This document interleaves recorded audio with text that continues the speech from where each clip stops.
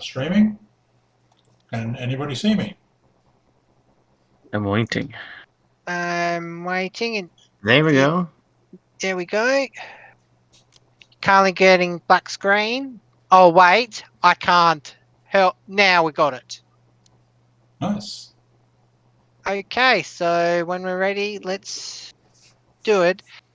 For YouTube, unless you want to send it through any other service, so just send everyone over. Yeah, I will. Thanks for the help. Okay. Thank you very much. Maybe the only Uh-huh. thing is just get someone to put the. Do you even know what would have actually been really useful if Andrew? This might be good actually for the next one. If you had your script, write it down and send it so it could be translated so there was Norwegian subs underneath. But we'll talk about that later. Okay. I'm going to It just disconnect be from this something now. useful later on. It will probably take a bit, but it could be useful. Yeah. But maybe we'll get an intern to do it. who knows? Anyway, All right. I'll let you Thanks, go. Mandrake.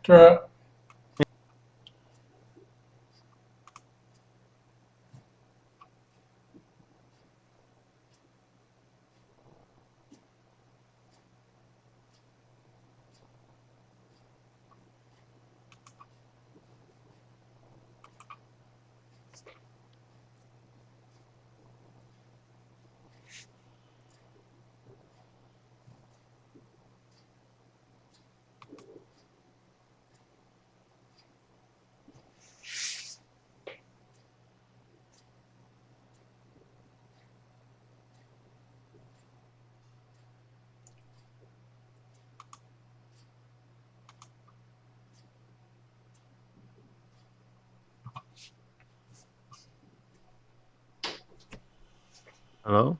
Oh, so just let me know when you want me to start. Yeah, you stopped the stream. What? You No. stopped the stream. I don't think I did. No, the stream's still going according to me. Yeah, I'm messing around with sound. For some reason, it just doesn't work. It's feeding the audio of you into my headset, but it doesn't feed the rest of the audio of the computer. Oh. Fucking Windows. What other audio do you want? I want it to my headset. That's where it should go. So you saying you want the audio of the things that you're saying? So you want to hear the things that you're saying also coming through on YouTube? Is that right? No, I want the stream to go to my headset.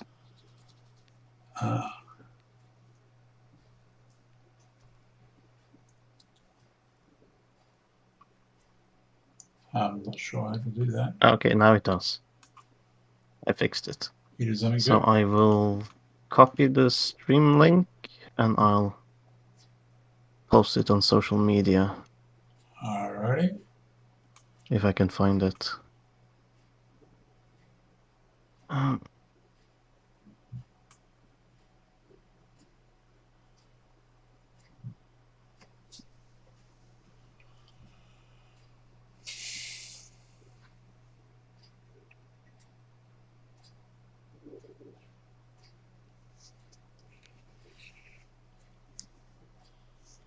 Oh, how organized are we?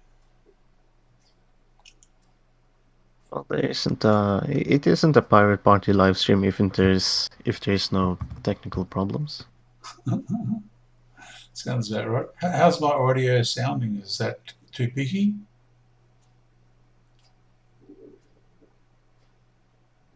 Testing, 1, 2, 3. Sound okay? The audio sounds nice. Okay.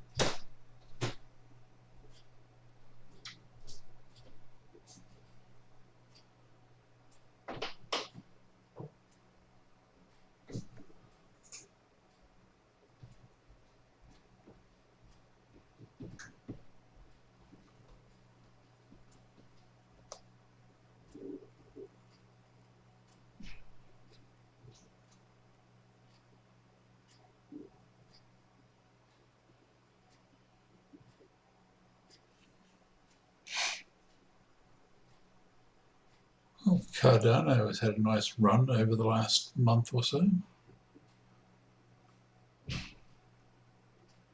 Jumped from $1.02 to $3.69.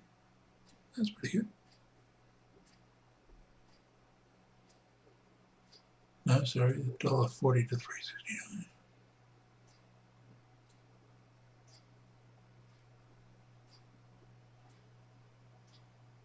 About 2.5 times. That's pretty good. Cannot complain about that.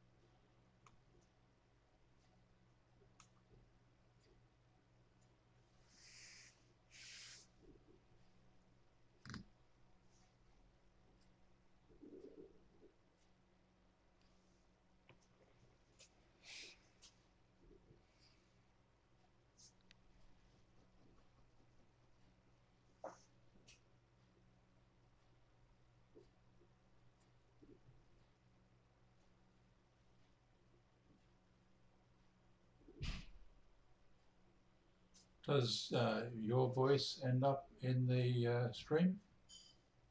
It does. Right, so when you talk, it comes through as well. I wonder how that's getting through. Well, I don't know. It's not that big of a deal. So long as you're in there, otherwise it won't sound right if you're asking questions or something and people aren't hearing that. Yeah. So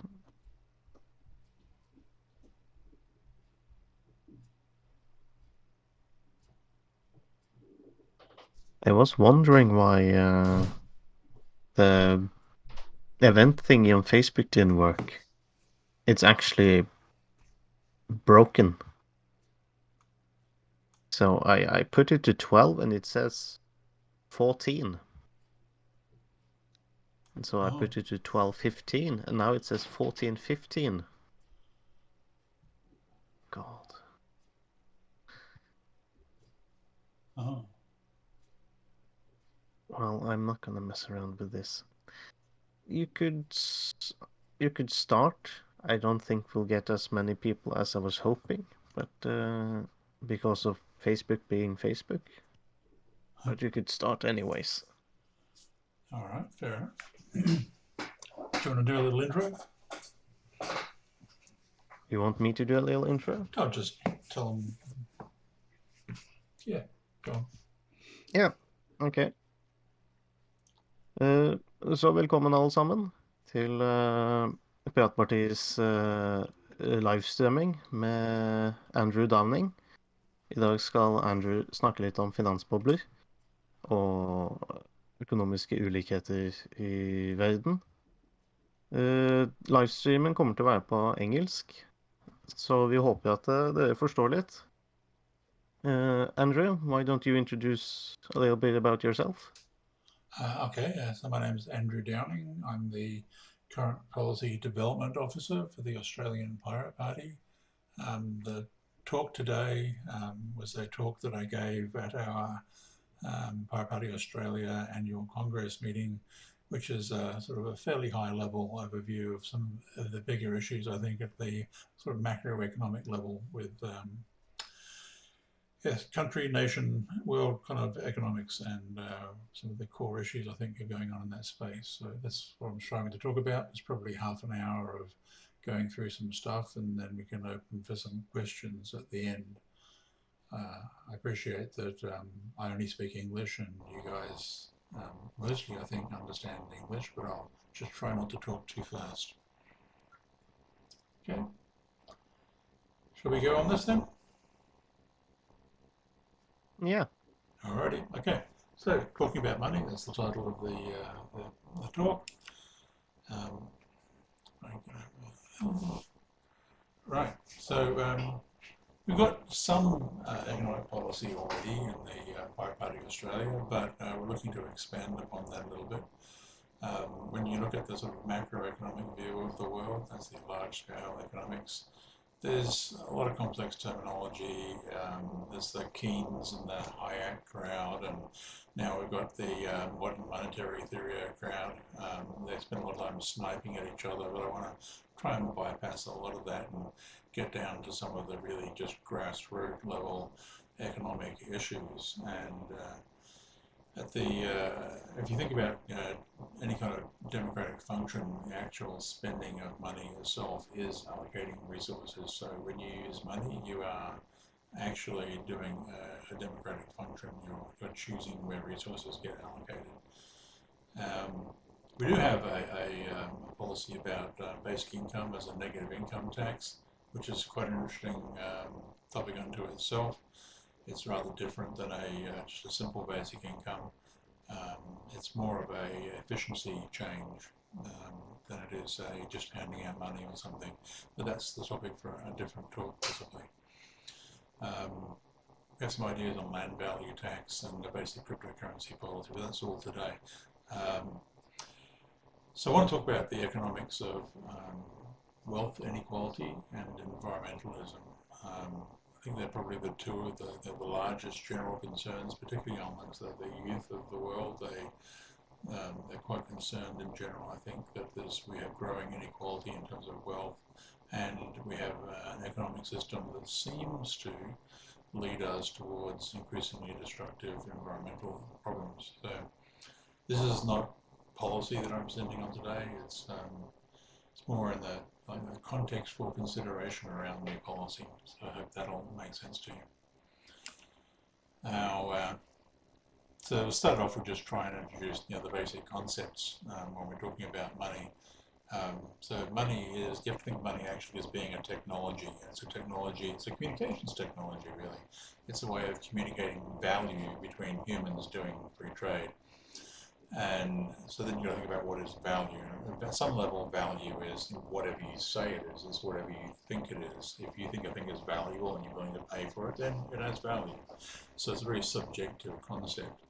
And we have to all interact through free trade to establish a basis, any kind of common consensus around what the value of different things is. And that's kind of why we end up needing a market. Now, I had a little formula here. I sort of said, value is time times effort times some technological function over energy and resources. If you step back far enough in history, then the time and effort part of that formula were the big considerations, because it was all, labor that you did and took you some time, and eventually you really could relate the value provided in some ways to that, so long as you produced something that somebody wanted. But of course, over time, we've shifted away from that, because the big function on the end there, the technological function applied to energy and resources, is coming to dominate the entire field, such that we use less time and effort to produce the same value. And so there is this trend, and it's quite an important trend, where that technology part of the formula in the generation of value becomes more and more dominant with time. So as I was saying here, stuff in the world does not have inherent value. Value is subjective and negotiated. We do this to keep a consensus on fair value, and every functional society does this, or otherwise people won't provide value to each other. Now, there's two other key concepts around this idea of value, which is when we have this notion of value, when we have a notion of currency, then we are trying to map those two things together to say that, you know, X amount of value as you might feel it is somehow represented by Y number of dollars or whatever your unit of currency is. And the way that that fluctuates over time comes in two flavors. We get inflation and deflation. So inflation is when your money becomes worth less over time, and deflation is when your money becomes worth more over time. As we increase in an accelerating way our use of technology and the application of that to generate value, that should naturally produce a deflationary effect. You get more for less.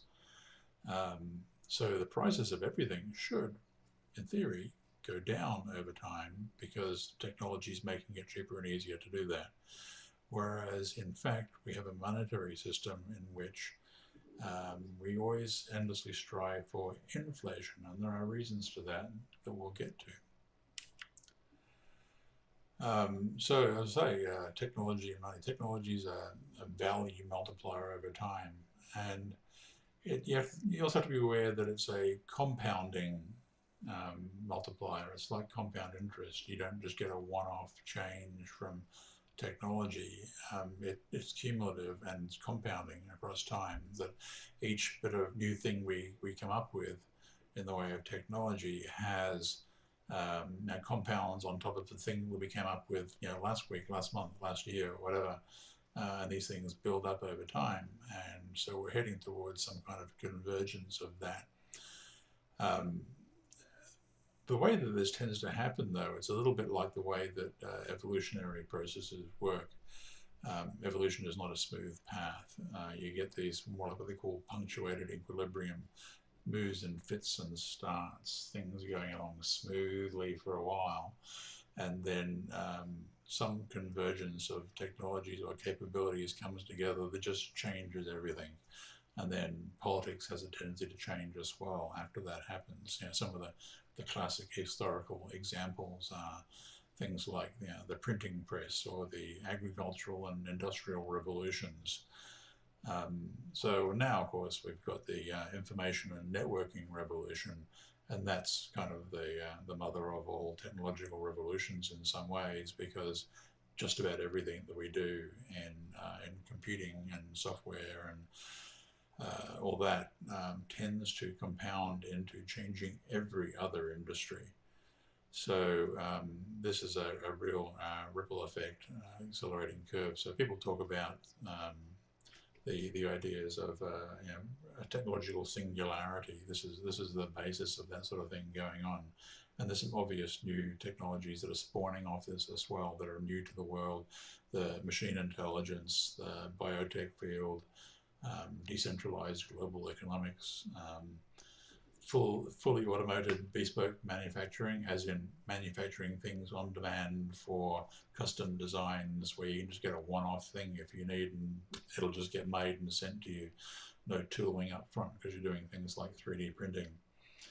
Not to mention that we've got an energy revolution in the progress, with cheap renewables, storage system, massive improvement of batteries, but also on the near horizon, we've got things like fusion power and quantum computing that are all going to make even bigger differences as we go on.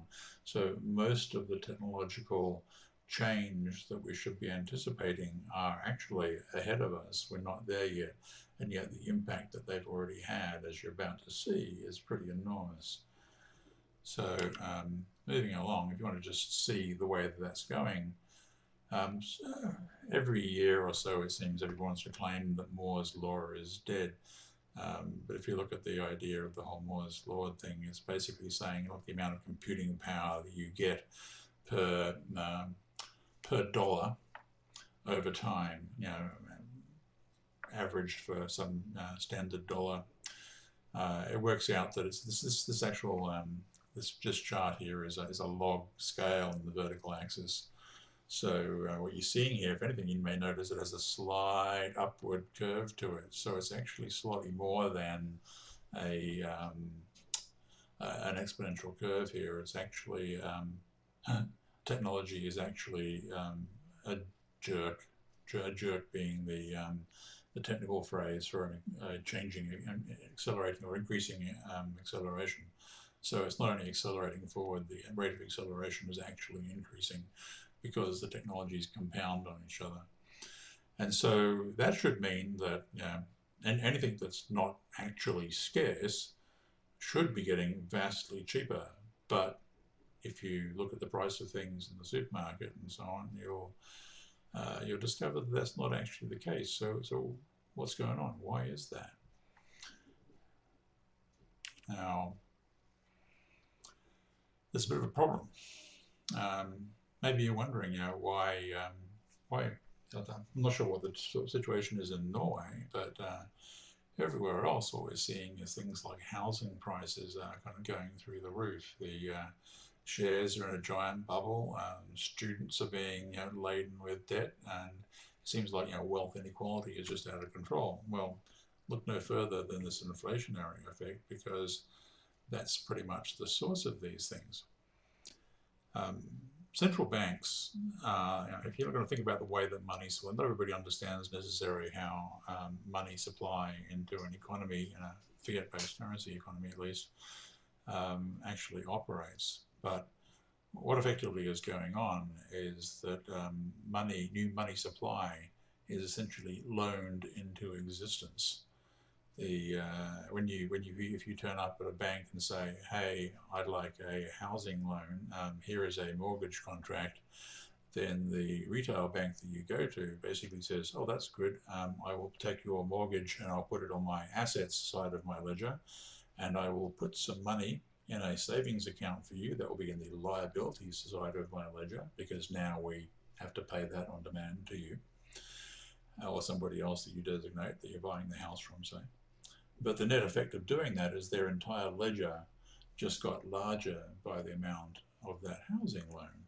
In the process of doing that, they just created new money. And the central banks will backfill that for them by logically creating that money on their behalf. The role of the bank, the retail bank, then is simply to manage the risk. Their job is to manage the risk. So they get a certain rate that the central bank charges them. They add a margin to that, and that's what they charge you. The difference between the two is profit for them minus some amount that they need to reserve for risk purposes and costs of operations, that sort of thing. That same money is also sucked back into the nothingness from whence it came when you do things like paying tax. So it's kind of the reverse of what most people think actually goes on. We don't pay taxes so that the government has money to buy and do things. It's actually quite the reverse. The central banks issue money and pass it out into the world via loans, and that money then circulates through the economy, and then they suck it back out again in the form of tax and fines and these sorts of things. And so the whole thing is an economic pumping system. Money is being pumped through the economy and sucked back out on the other side. But it's always pumped out as debt. And so the only way money issuance happens is by debt. So when they want to issue more money into the economy, then they've got to make loans cheaper. That's why they mess around with interest rates. So what you'll see is that countries around the world over recent years have just been pushing the interest rates lower and lower. We get sort of dangerously low. They're down around 0 or sometimes even negative interest rates at the level of the central banks, which is just insane if you think about it. It's literally them saying, hey, retail banks, here's some money, and thanks for taking that loan. We'll give you extra money for having taken the loan, which is crazy. But that's where they've gotten to, because they are desperate to push more money into the economy to try and stop things going bad, because what they need, desperately need, given this fiat monetary system, is to maintain an inflationary state. They need the dollars to be devaluing over time, because if they don't, then they will find an awful lot of bad debts and economic turmoil. Systems will crash. Now, The problem they have there, since I mentioned earlier, as we increase our technological capability as nations, and that has a distinctly and escalatingly um, deflationary effect. And so they need to keep on issuing ever greater amounts of money into the economy to try and get an inflationary force to oppose the deflationary force of the technology. And that means that they're issuing crazy amounts of money. Now, what they've done with this, though, is on the one hand, they can't allow this to get out of hand at the level of just commodities, the bread and fruit and vegetables or whatever that you put on your dinner table. They don't want that to go up very much, and we've had they've done a pretty good job in general of not letting that get too high. And those are the sorts of things that turn up in things like CPI, the Consumer Price Index, which a lot of people think is the same thing as inflation. CPI is not really inflation, it's a grab bag of products that they want to include in that, and that they use for the basis of how much to increase your salary by this year at a minimum thing, just to stay up with inflation.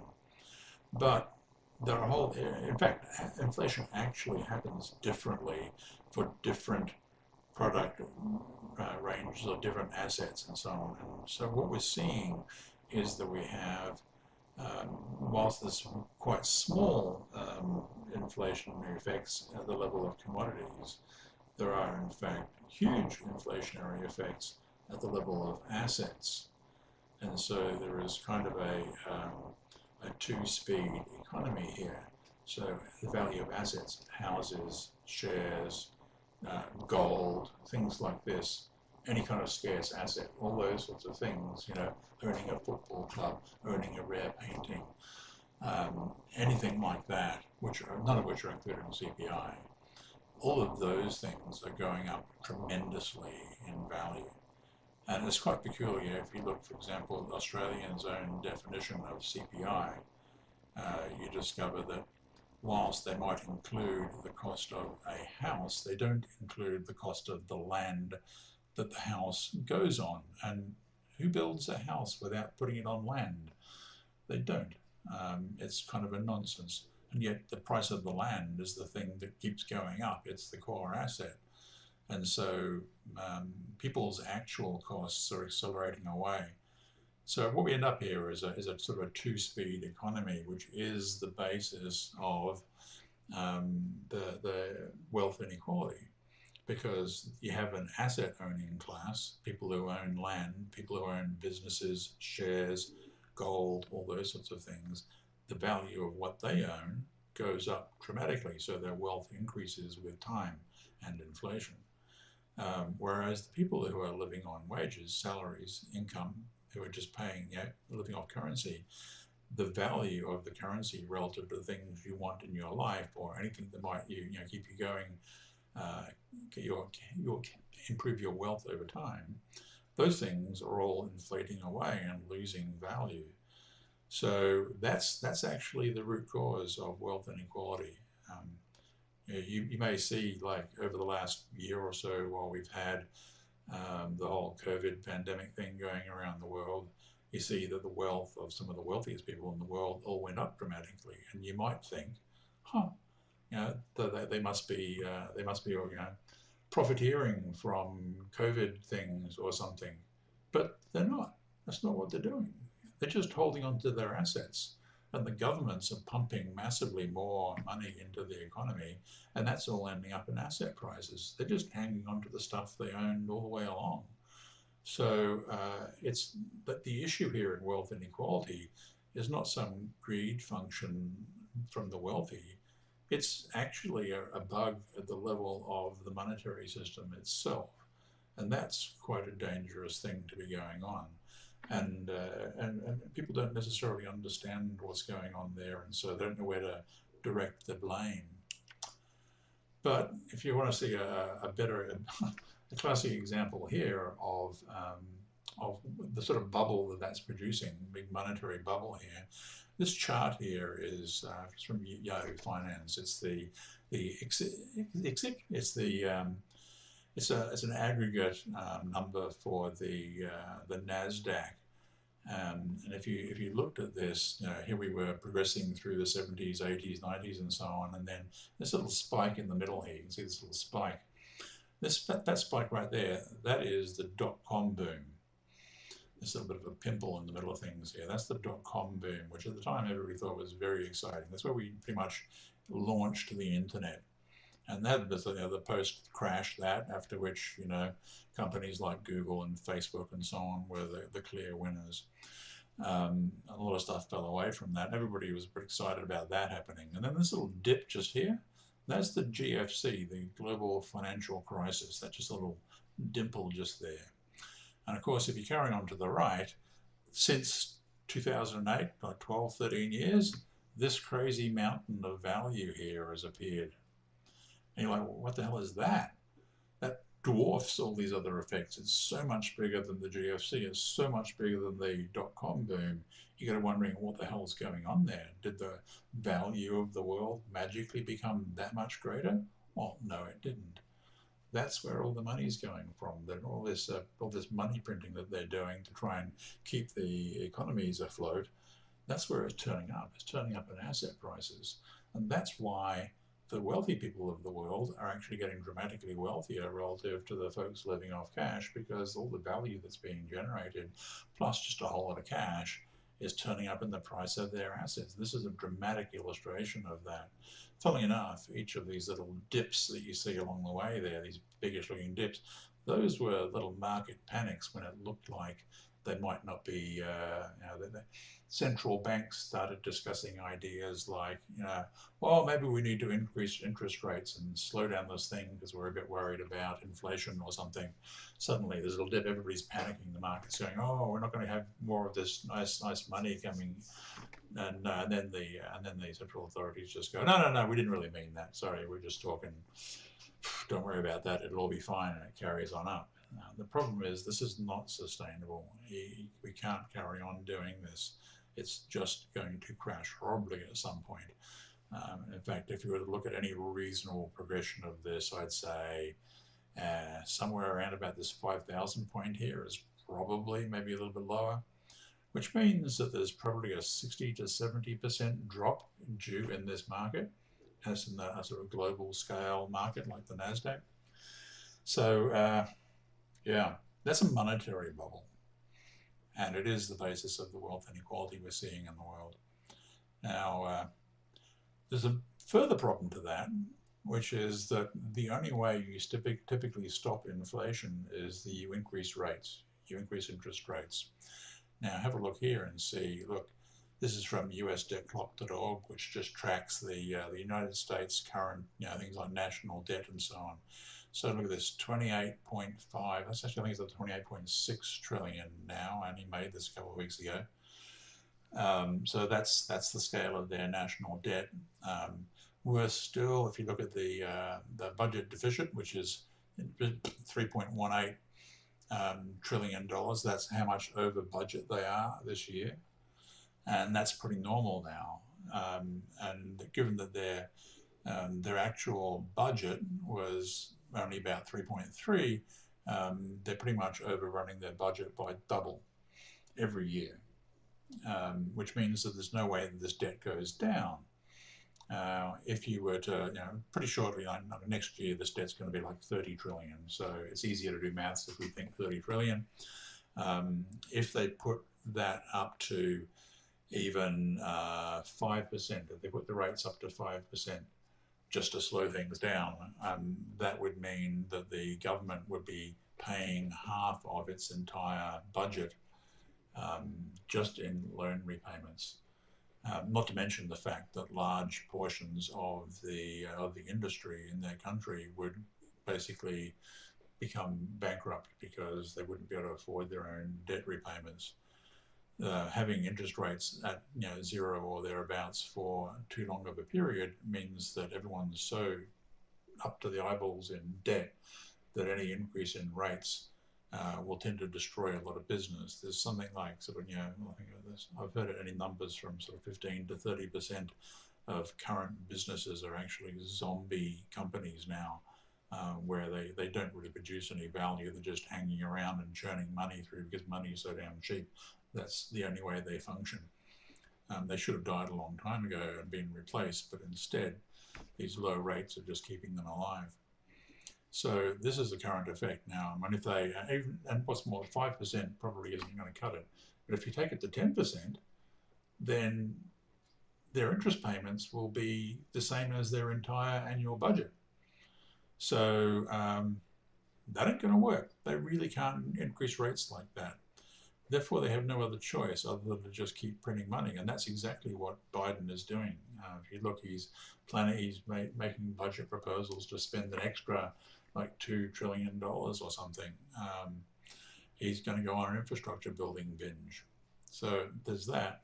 Also, maybe cast your eye down the bottom here, where you have this US unfunded liabilities, $154 trillion. That's a cracker of a number. That's liabilities where they have to pay for things like pensions, stuff like that, for which they actually don't have any basis for funding that. So they're in a bad way. This is not just the US, they just stand out with the best and most interesting figures. When a country like the US inflates their currency like that, then all the other countries have to do that too. It's all the other countries that they trade with. What we're currently having is a sort of a currency war.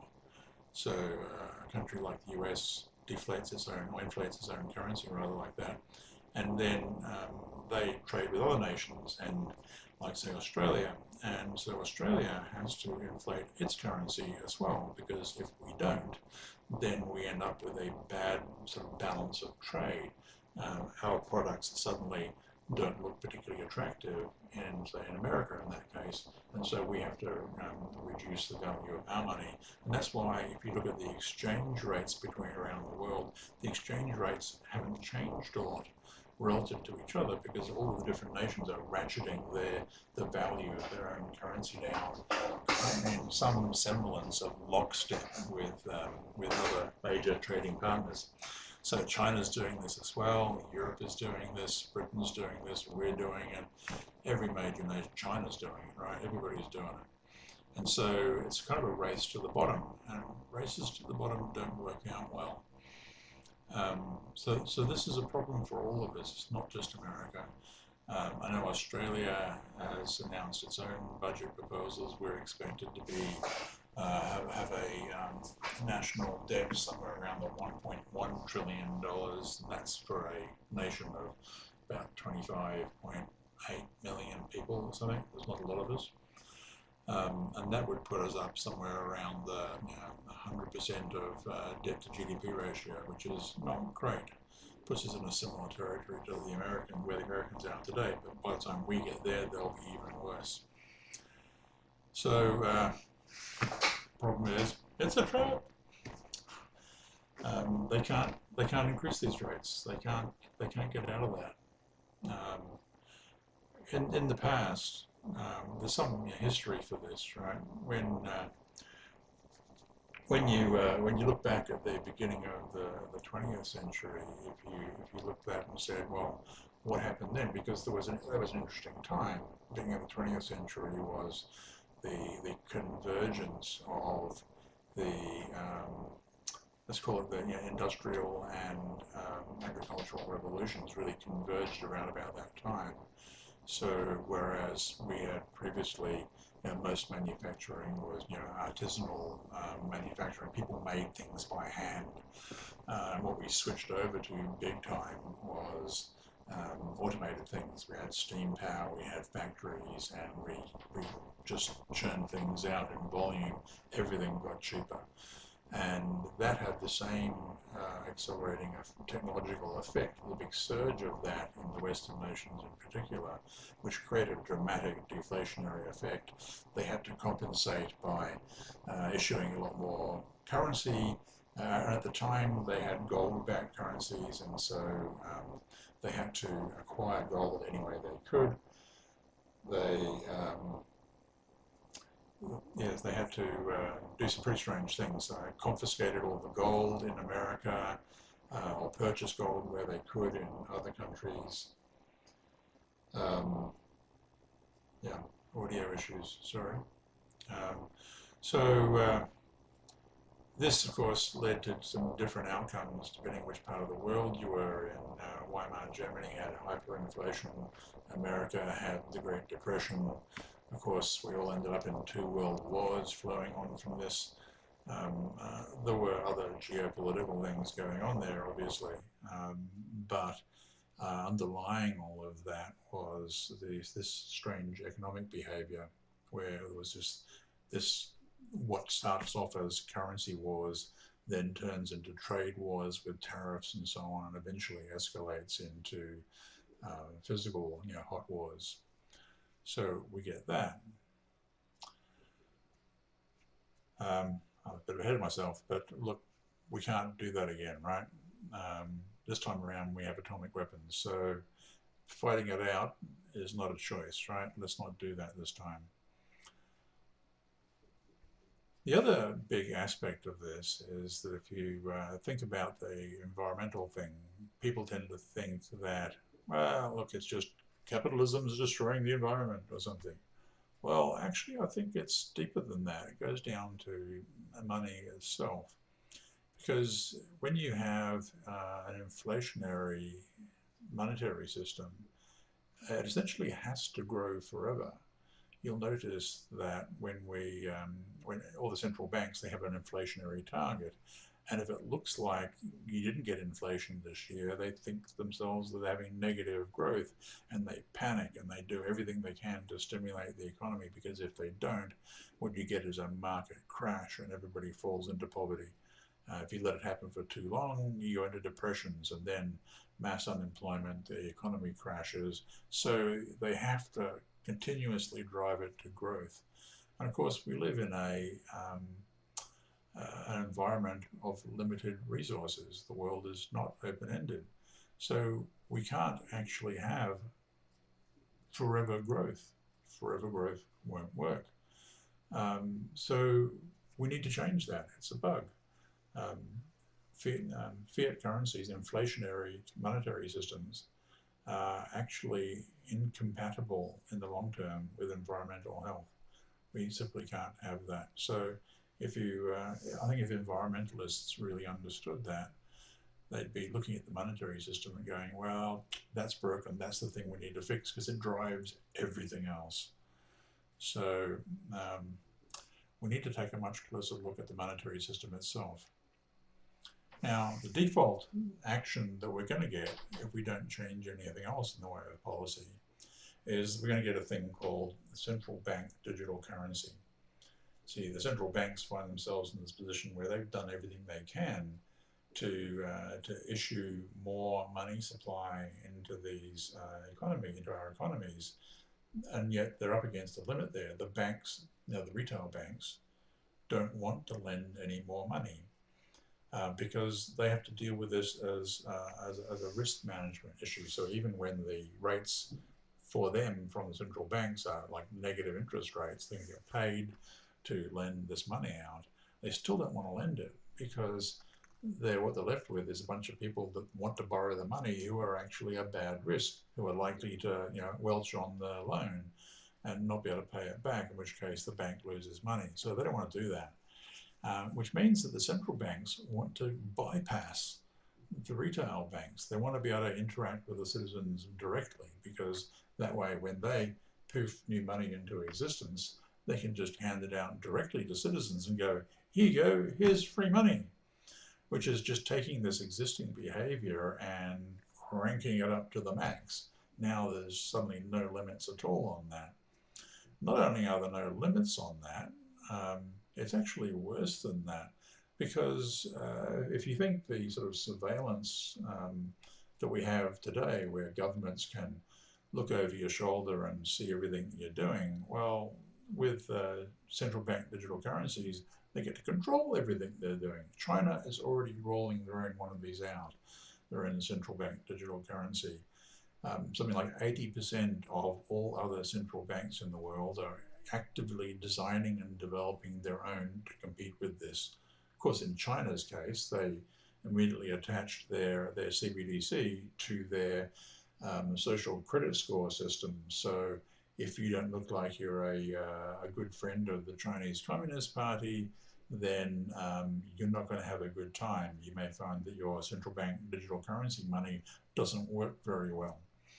So it's the ultimate authoritarian control tool, and it will be abused. Even the supposed democratic friendly countries are talking about things like behavioral economics, where they manipulate the behavior of the population directly as a means of controlling and managing the economy. So we're likely to get that. In fact, we know that we're going to get these. It's still a fiat-based inflationary currency, so it still has, and probably has it worse, the situations with the growing wealth inequality and the environmental destruction and so on. All those things don't go away with this. It just gives more power to the central banks and the government over the economic system. So I don't think this looks like a great answer to me. We need a better monetary system. I think it needs to be decentralized. I don't think governments should be in control of the issuance of currency. They're way too tempted to just spend money that they don't have and essentially sell our children's future to deliver on their current day promises. So that's not good. It needs to be taken away from them in terms of control. We need to be instead saying, look, there is money, it's permanently in circulation, it's decentralized, nobody gets to control the issuance. It needs to be deflationary. And so it needs to be deflationary so that it naturally models the deflationary effect of the technological gains that we're getting. We should all be sharing in the value of the technological gains as we introduce them. And that would become apparent if the money we were holding, the savings in our bank accounts, became worth more over time as technology made it better for us. That's what should happen, but that's only going to happen if you have a deflationary currency. Ideally, it would be a programmable and open source digital system, which a lot of the cryptocurrencies of the world are. So we've got to design around those sorts of ideas. It needs to allow this permissionless innovation. It needs to be that people can just openly innovate, that they don't have to wait for the authority of some central control to create a new system. It needs to allow better privacy or identity as required for the application and purpose.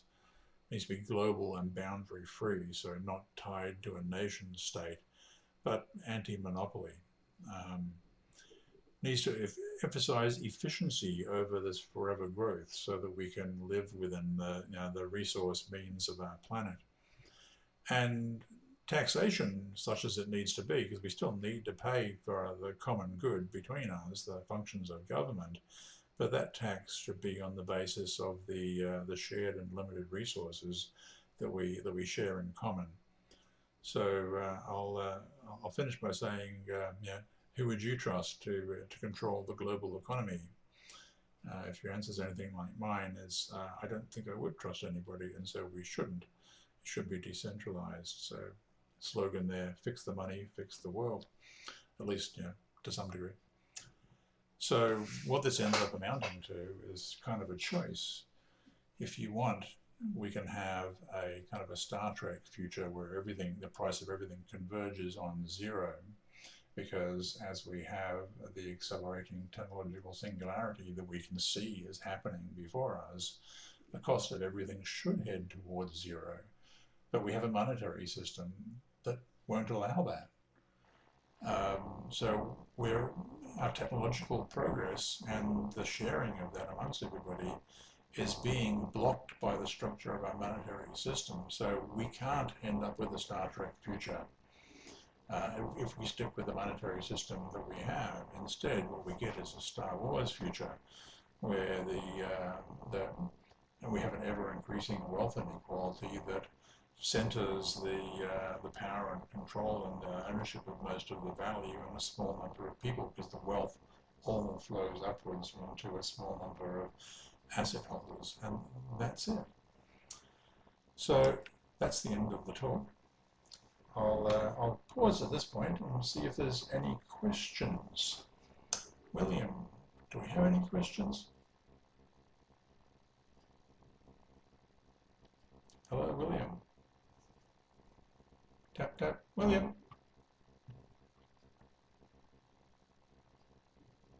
Hello. Yeah, hello? Hello. There we go. So I got to Yeah. the end of that. Hope the audio wasn't too bad. It comes and goes. It's I don't Mm. know what the problems is, but Uh, I think it went better than we had hoped. okay.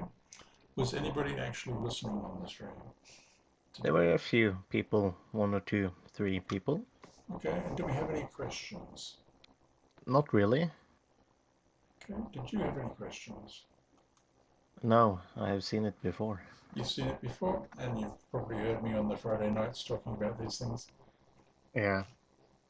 So, so for you guys that doesn't know, Pirate Party of Australia has a Friday gathering on the Discord channel every Friday.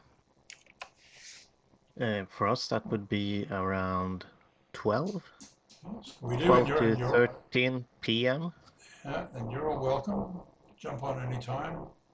Bring a beer. It's fairly casual. Yeah, and I think we'll end the stream here before the Okie audio dokie issues then. goes too bad. Okay, I'll stop the streaming then. Good night. Thank you all. Good afternoon. Bye now. Bye bye.